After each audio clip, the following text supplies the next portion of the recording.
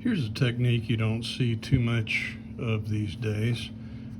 Been building this test harness and I needed a 100K and a 1K resistor on here to test out some tubes, and I couldn't find a resistor that was close enough for my liking, so I found one that was a little bit below. This was actually reading in at about 96K.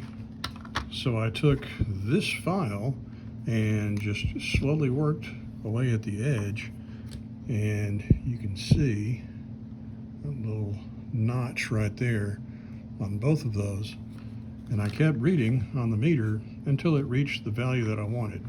So what started out as 98K is now 100K, and I'm going to do the same thing to this right here.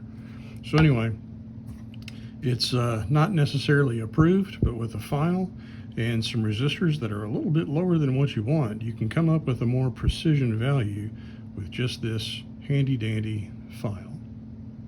Hope that helps, guys.